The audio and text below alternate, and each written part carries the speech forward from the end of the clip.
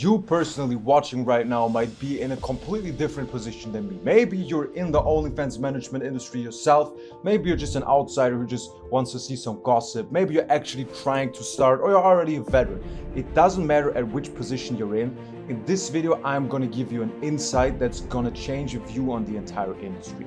Like I said, it doesn't matter if you're already in it and you wanna get some answers on questions that no one on YouTube has the balls to answer essentially, or you just wanna see how the industry actually works so you can start yourself. On both spectrums, you will get the answers you've always searched for. Since in this video, I'm gonna be different to all the cowards on OnlyFans management YouTube and actually answer the tough questions that I let you guys ask me in the recent weeks and give you an honest answer on that. Now, we can get started right away, since the first question I got asked is what's the most money I ever lost in a single day, which is very hard to admit, right? Everyone on YouTube wants to be the successful, clean guy who's never done a mistake. He's always eating clean, always only having sex in missionary position, right? The saints on OnlyFans YouTube. But I'm not gonna be that guy, I can tell you. I lost a shit ton of money. I've done a bunch of investments. I've got a bunch of accounts that have been banned that were generating millions of dollars per year. But the single biggest amount I've lost in a day was back 2.5 years ago. Must have been right around New Year's Eve. At that time, I was still hungover in a hotel after a certain party there. And I woke up with like 50 different missed calls from all people from my team, from my creators, from my brothers that I was working with. And I was like, okay, this either we essentially are billionaires or some shit happened, right? So I check it out, and our, at that point, most successful creator, who was pulling in like 450K per month, just got their account banned out of nowhere. But that wasn't all of it, because at least 3 other creators also got banned throughout the day. There was a big ban wave happening on OnlyFans at that point. And I essentially lost 85% of my revenue back in the day in a time span of 6 hours, which, for those of you who've run this business, who know the expenses that you have, right? You have a big team of chatters, you have marketing teams, you have managers, supervisors, you have your partners, you have essentially you have rent at this point, you have cars, you have all the different invoices that you want to pay, and everything went to shit in a day. So this is how I started my year, and this is what nobody really tells you about this industry, because everything is so fluctuant and so fragile. If you have a yacht business, you will always have a yacht. As long as it doesn't sink, which is effectively hard to do if you've ever been on a yacht. It's pretty hard to sink that shit. As long as you have the yacht, you'll probably find a way to make money. You can always rent it out to someone, you can always sell someone. In this industry, 95% of your cash flow can go to shit like that. Your biggest Instagram account, where you get all your subscribers to the OnlyFans from, can just get banned. You just wake up, it is banned. You can do nothing about it. You cannot prevent it until a certain degree, right? In the end, Instagram just does what they want. Your OnlyFans accounts can get banned. Your creators can decide they just don't want to work with you. You're the best agency they've ever had. You're the best, successful, nice, understanding agency. You help them with a bunch of shit. They can just wake up and be like, yeah, I don't want to do OnlyFans anymore, right? That can happen, and that will happen. So you have to give a learning for every answer I give. Be very, very prepared that nothing is forever in this industry, and you need to diversify your income sources. If you have one creator with one big Instagram that's pulling in all your fucking revenue, you're fucked. Because it's not a question if they get banned or restricted or shadow banned or whatever. It's a question when it happens. Is it gonna happen now and you're essentially fucked? Or are you gonna get more creators, build more Instagram sources, build more traffic sources, more front end, more marketing? So if one IG gets banned or one creator gets banned, you're like, yeah, that sucks, but you're prepared for it.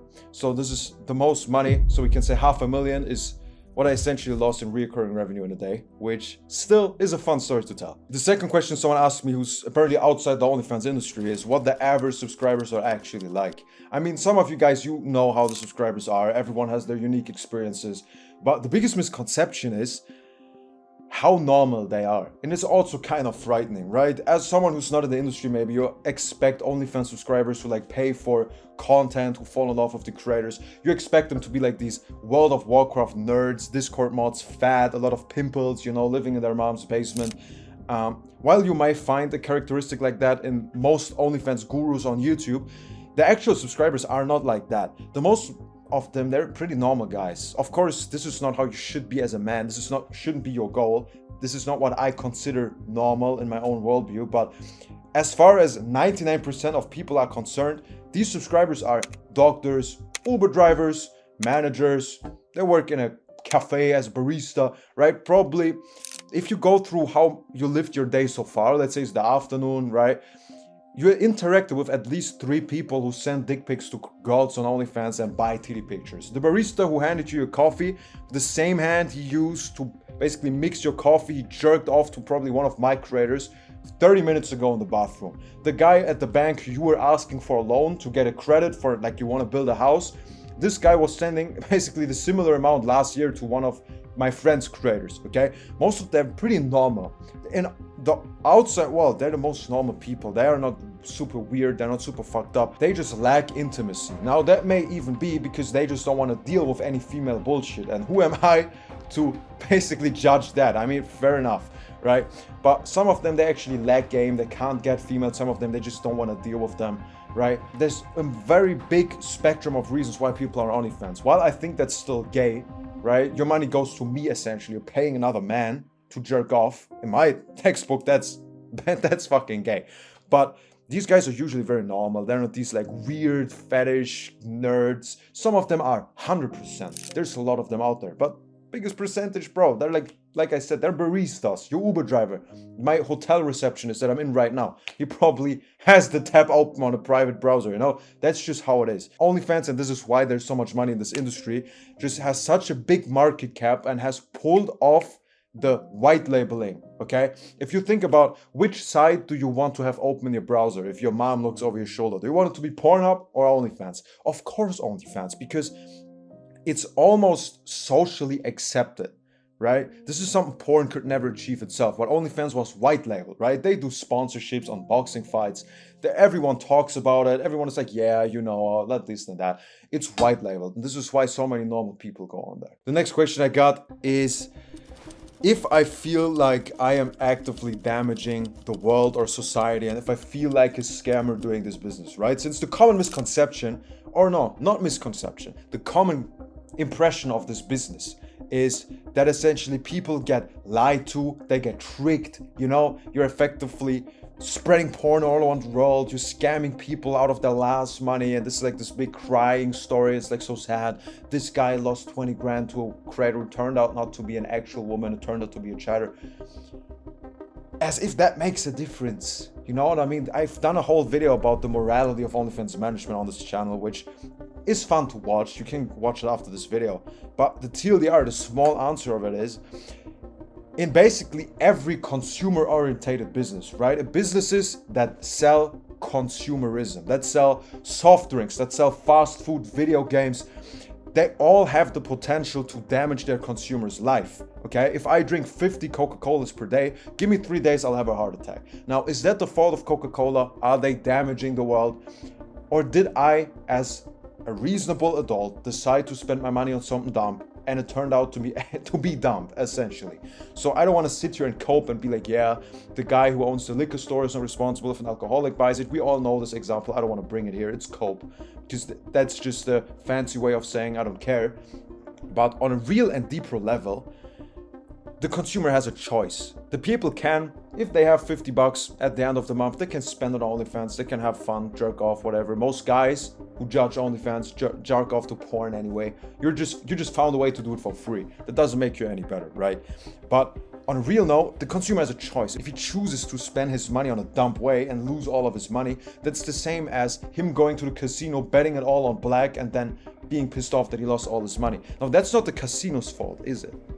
The casino just gets customers and doesn't kick them out actively. That's just business, right? Selling to someone, selling the dream and making him buy something, that's business. You want to judge the entire top Fortune 500 companies? Okay, go ahead. You want to judge a company for making a profit? Go ahead. But it's not the company's fault if people can't set limits for themselves. So this is the basic answer. I have no problem sitting here and saying, yeah, it's definitely not a good thing, but I can also sit here and say everyone gotta make their own money. So in case some of you were wondering, or if you're actually doing OnlyFans management, you're sitting at the family table and the mighty, by the way, what do you do for a business question comes up, this is how you defend it. Because in the end, we're all responsible for our own life. And I would be a hypocrite if I would sit here and say I feel sorry for someone who spends his money on something he wanted in the first place. Because I spent money on dumb shit and I don't cry about it. I got a suite in this hotel. There's literally zero reason. I'm not mad at the hotel for like charging me an extra 2 grand. Just wanted it. It's dumb. Doesn't have any effect. I could have had the same view in a room 20 floors lower, but I chose to, and that's fine. But it's not the hotel's fault. Now, as a fourth question, someone asked me what the most fucked up thing is that I've seen in this industry. And the problem with that is I got so many cool stories, but I can't tell them on YouTube because then my channel gets shadow banned. But out of all the like weird subscribers, weird fantasies, I mean, we've all heard it, right? Like there's always sexual degenerates. They want to get called a funny nickname. Yeah, it's funny, but it's not fucked up essentially. What's the most fucked up is the amount of highly successful people. We're not talking about, oh, he makes 100 grand a year or whatever. That's not successful, right? That's just decent. But the amount of ultra high net worth individuals that if you saw them in Dubai, you'd think they're the biggest G ever. The amount of these people going on OnlyFans and basically crying their eyes out, being the biggest degenerates ever, is actually frightening. Because if you go into the business world, right, even like here, like if you watch this channel, you might think I'm cool, you might think I'm an idiot, whatever, but you can't deny the fact that I'm making money, right? So you might think, okay, I can learn from this guy. Now imagine I would cry to OnlyFans models that I have a small dick and I want them to humiliate me and spend all the money, you know what I mean? And like, yeah, people were so rude to me today. Can you give me a hug? Yes, mommy, please, mommy. Like that shit destroys your worldview at some point, okay? Like if you walk through Dubai, someone wears a Patek or a Richard Mille, an RM, it doesn't matter. You think they're some decent human being. They have some values. They're like a hardworking guy. The amount of people of those that you walk by and think, wow, shit, he drives a Bugatti. He must be a cool guy. I'm not talking about Tate. I'm talking about other Bugattis. Before this gets mentioned in the comments, the amount of these people being the biggest sexual degenerates and the biggest crybabies with zero game in real life, texting OnlyFans models, giving all their money away, it's actually frightening because you just start to see that outside of your own social circle, doesn't matter how much money a person makes, how well they can fight, how cool they act on social media, how clean they act, right? They're all degenerates, they're all idiots, they're all faggots. There's nothing you can do about it. Just build your social circle and stay away. Like all these guys in Dubai, all these gurus, all the guys in this industry itself who are successful, they're all a bunch of faggots. You don't want to deal with them. They're nerds. They make money, but they're nerds, okay? So this is the most frightening thing because it just changes how you see people, right? You walk into a guy, he's objectively cool, but you just think, bro, like, I don't even want to know your browser history. Like, he's probably also a degenerate, you know, so you're very selective of who you spend your time with. And you identify these traits. You can even see from the physiognomy how a person's face looks if they watch porn or not. You start to get very, very good at that, which is not a very useful skill to have, I guess. You know, it's just, okay, cool, you unlocked a new skill. But that's actually the most fucked up thing. How many people that in a different life you may have looked up to, you just have zero respect for them anymore. That's pretty fucked up, don't you think so? The fifth question is if basically everything on social media that girls post, right, in this industry is fake. And a lot of agencies will hate me for that, of making shit like that public, but let's be honest, this channel has 5k subscribers. Like, if you earn less money because of me, you might have a bigger problem than some bald racist on YouTube, right? But the answer to that is yes. Everything is fake. Everything. You might not even comprehend how much of it is fake. Yeah, of course, like if a girl on social media says, yeah, I'm a virgin, I'm just looking for a man to settle down, lie. The pictures of her, probably AI, lie. Everything she says, she does. It's not her own ideas, it's not her own way of living, it's not even her own pictures, it's not her own account. Everything is fake. Everything. Now, you can do two things with this information, right? If you're a potential OnlyFans customer that's somehow ended up on my channel, which I highly doubt, like I said, right? Then do your learnings. Stop giving females on social media attention, even the ones without an OnlyFans. They also just trying to get your attention and your money, okay? So there's not a single female on social media who's just like, oh, well, I just feel like giving my opinions to the world. Because females don't have opinions. They just say things that makes them look good, okay? Men have opinions. I can sit here and say, I don't like refugees. I can say that because I'm prepared to fight you. Females aren't. So even without an OnlyFans, everything is fake. But with an OnlyFans, brother, let me tell you, everything is fake. From head to toe. And like I said, I doubt any subscriber is going to see this. This is why I can make this public right here. But if you're an agency owner, you're trying to get into this industry, you just need to understand how do you fake it best. Okay, you need to understand how do I become the best at the whole thing. why are agencies and OnlyFans gods posting what they post? Because everything they do has reason, okay? Since we already established everything's fake, now the reason is, why would they? So you, after watching this video, can look at every single OnlyFans creator. Why did she say this? Why is this her opinion? Because this brings subscribers, this makes money, this makes this. You understand business way better if you go into it understanding that it's not real and that there's a purpose behind it. Because as soon as you understand the purpose, you can implement it in your own business, in your own agency, make a shit ton of money. Now, the sixth question is, and I had to include it because I got it asked like 20 different times, is if all OnlyFans creators are like hoes or like cheap and all that stuff. And while I would like to answer the question with yes, sadly, it's just not the truth. I mean, for all of you guys who've been running this industry for more than 6 months, you actually know what I'm talking about, right? Obviously, I wouldn't want my woman to do that. I wouldn't want my daughter to do that. I think that's wrong in my own worldview. But there's very nice OnlyFans creators. They're parents, right? They're couples. They're just trying to make a living, I guess, right? They're not bad people. They're not arrogant people. They're not cheap people. Some of them are actually virgins, even though on social media you shouldn't believe that. But some of them actually are. So no, 100% not. I mean, obviously, do I personally like their way of living? Fuck no. I can say this on YouTube, but I don't have to like it, but I can still respect the fact they're owning up to it, right? I mean, if you've seen the Tate interview with Bonnie Blue recently, made a very good point saying at least they're making a living off of being a hoe on social media, right? Respect the OnlyFans creator who makes a living and provides for their family far more than the average Ukrainian hoe in Warsaw going to the club and getting fucked by some guy every 2 hours, right? I respect that far more. So yes, there's definitely a percentage of them who are just objectively bad people, but most of them, they're actually very nice to be around. They're very respectful, they're very humble.